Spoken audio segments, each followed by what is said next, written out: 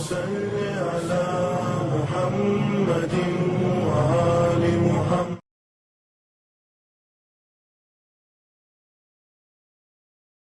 ما شاء الله لا حول ولا قوة إلا بالله العلي العظيم. أعوذ بالله السميع العليم من الشيطان اللعين الرجيم. بسم الله الرحمن الرحيم. الحمد لله رب العالمين والعاقبة للمتقين والنار للعاصين والجنة للمؤمنين. أما بعد فقد قال الله سبحانه تبارك وقوله الحق. بسم الله الرحمن الرحيم. تلك الدار الآخرة نجعلها یریدون علوا فی الارض ولا فسادا والعاقبۃ للمتقین. ناظرین السلام علیکم ورحمۃ اللہ وبرکاتہ. اللہ کی بے شمار حمد و ستائش اور سپاس گزاری کے ساتھ ساتھ محمد و آل محمد پر بے شمار درود و سلام کے ساتھ مقصد خلقت انسان کے موضوع پر آج ہم 19ویں ایپیسوڈ کے ساتھ حاضر گزار ہوئے ہیں کہ جہاں کائنات عالم و آدم کا پروردگار اپنی طیب و طاہر اور مطہر و مقدس معجزنما کتاب قرآن کریم کی سورہ قصص کی آیت نمبر 83 میں اپنے تمام بندوں کو آئینہ آخرت دکھاتے ہوئے آگاہی کا پیغام عطا فرما رہا ہے اور یہ بتانا چاہ رہا ہے پروردگار کہ تم کو دنیا کے لیے خلق نہیں کیا گیا ہے، تم کو آخرت کے لیے پیدا کیا گیا ہے. لہذا مقصد خلقت انسان کیسے واضح ہو کہ انسان کی زندگی کا مقصد کیا ہے، کہ انسان دنیا کے لیے نہیں پیدا ہوا ہے، انسان آخرت کے لیے پیدا ہوا ہے. اب یہ بات بھی واضح اس وقت ہو سکتی ہے کہ جب حضرت ابو ذر صحابی رسول کی کچھ نصیحتوں کے ساتھ ہم آپ کی خدمت میں اظہار کریں گے، تب بات یہ واضح ہو سکتی ہے کہ حضرت ابو ذر کا خود بیان ہے کہ حضرت ابو ذر خانہ کعبہ کے قریب کھڑے ہوئے تھے اور فرمایا لوگوں اگر تم میں کوئی سفر کا ارادہ کرتا ہے تو اپنے ساتھ زاد راہ لیتا ہے جو اس کے کام آتا ہے، لیکن کیا تم نے سفر آخرت کے لیے کچھ لیا ہے اپنے ساتھ کہ جو تمہارے کام آئے گا؟ ہم نے دنیا میں دیکھا کہ انسان چھوٹے سے چھوٹا سفر اگر کرتا ہے تو سفر میں یوز ہونے والا سامان لے کے ضرور جاتا ہے، اور بغیر سامان کے کوئی انسان چھوٹے سے چھوٹا دنیا کا سفر نہیں کرتا. تو جو سفر آخرت ہو، جس کے سلسلے میں حضرت ابو ذر علیہ السلام بیان فرماتے ہیں، جو صحابی رسول ہیں، قابل سلام ہے شخصیت، اور وہ یہ کہتے ہیں کہ آخرت کی تیاری کی سخت ضرورت ہے. اور آخرت کی تیاری ہے کیا؟ وہ بیان فرماتے ہیں گرمیوں میں روزہ رکھو، کیونکہ ٹھنڈک کے روزے تو سب رکھ سکتے ہیں، لیکن گرمی میں روزہ رکھنا سیرت علی کی پہچان ہے، سیرت اہل بیت کی پہچان ہے. یہ بھی آخرت کی تیاری ہے جو آپ کی خدمت میں حاضر کی جا رہی ہے. وہ یہ کہتے ہیں نمبر 1 پہ آخرت کی تیاری کے لیے سخت گرمیوں میں روزہ رکھو. نمبر 2 کہتے ہیں قیامت کی ہولناکی سے بچنے کے لیے حج کرو.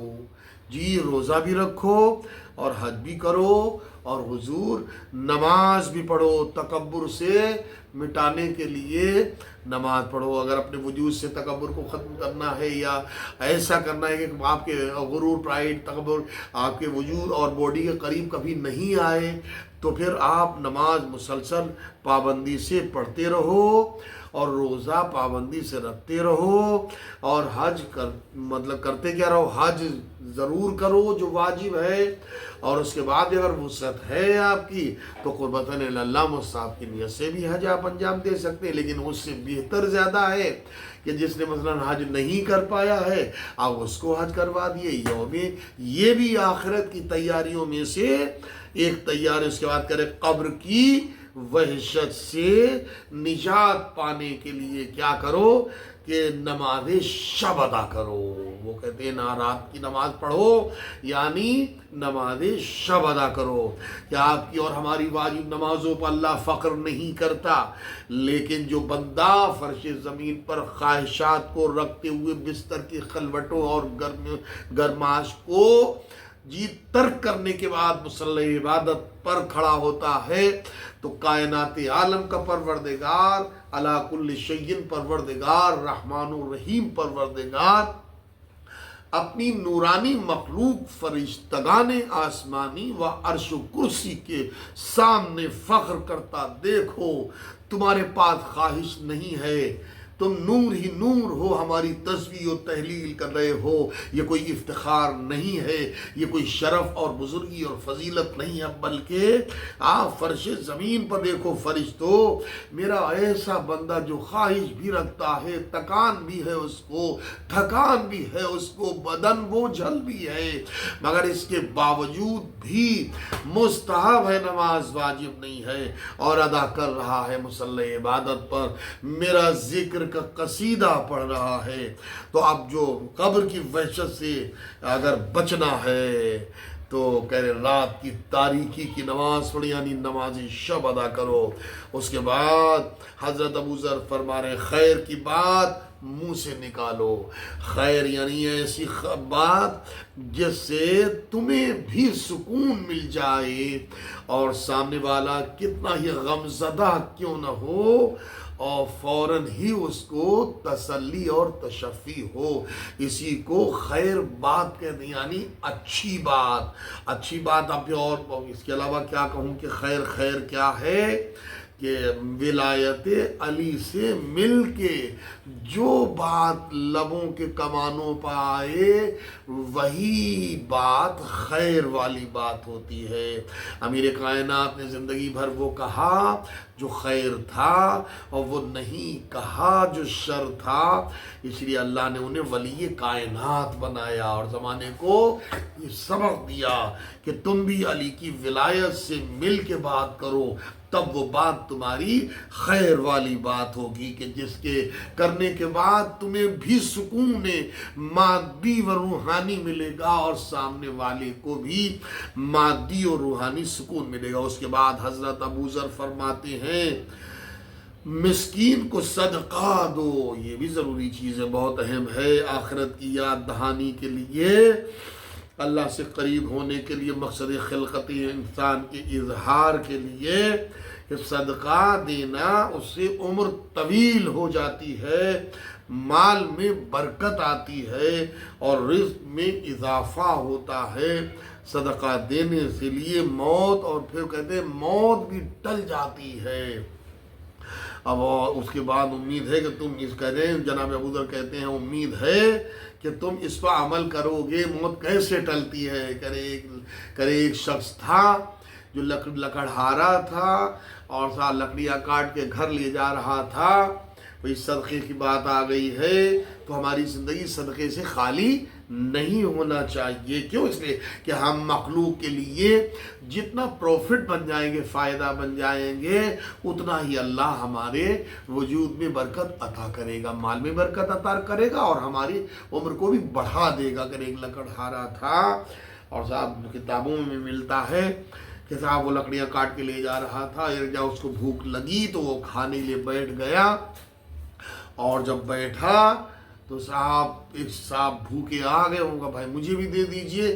تو لکڑہارے کے پاس 2 روٹیاں تھیں، ایک روٹی اس کو دے دی. اور جب گھر آیا لکڑہارا اور لکڑی کا گٹھر کھولا تو اس میں سے سانپ نکلا. اس سے واضح یہ ہوا کہ سانپ کاٹ لیتا، اس کی موت واقع تھی اس دن.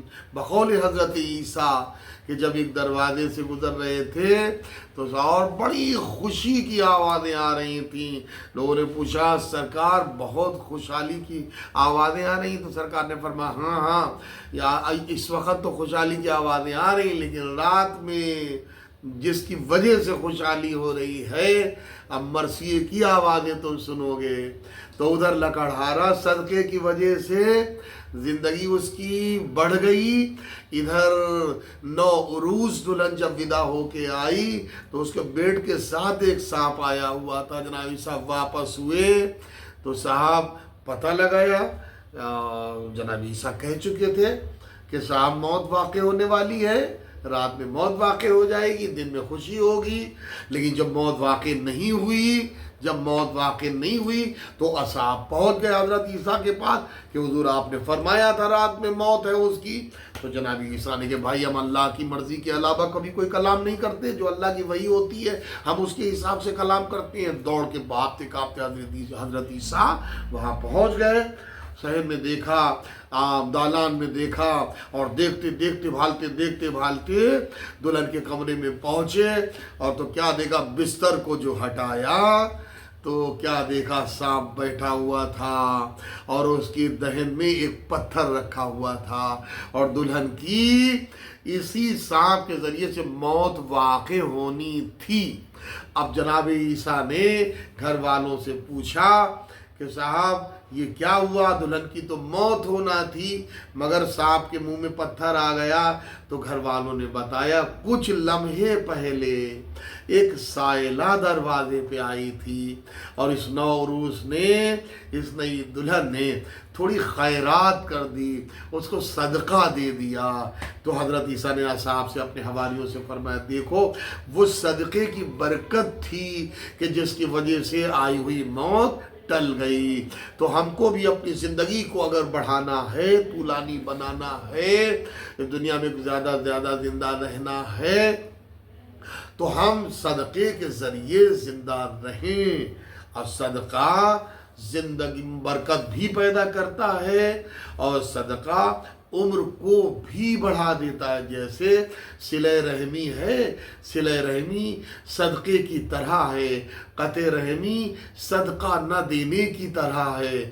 جیسے ایک انسان 30 برس کا ہے، 30 برس اس کو زندہ رہنا ہے، اگر اس نے حسن سلوک کر لیا، اپنے رشتہ داروں سے اس نے صحیح بیہیو کیا، چاندار پیش کیا، تو اللہ اس کے 30 کو 60 میں بدل دیتا ہے، اور جس نے قطع رحمی کی تو اللہ اس کے 60 کو 30 میں بدل دیتا ہے۔ اسی طریقے صدقہ دینے سے انسان کی 30 سال کی زندگی 60 میں بدل جاتی ہے، اور نہ دینے سے انسان کی زندگی وہی رہتی، کم ہو جاتی، اور انسان دنیا سے رخصت ہو جاتا ہے۔ بہرحال ہاں، یہ ہماری اور آپ کے لیے پیغام تھا آج کا کہ ہم آخرت کو بھی یاد رکھیں، اپنا مقصد خلقت انسانی جو موضوع ہے ہم اس کو بھی یاد رکھیں، اور اسی اعتبار سے زندگی اللہ کی بارگاہ میں گزارنے کی کوشش کریں، اپنے کوئی فائدہ پہنچائیں اور مخلوق خدا کوئی فائدہ پہنچائیں، اور جن کی محبت و مودت کا حکم اللہ نے دیا ہے ان سے ہمارا دل کبھی خالی نہیں رہنا چاہیے۔ وآخر دعوانا ان الحمدللہ رب العالمین، والسلام علیکم ورحمۃ اللہ وبرکاتہ۔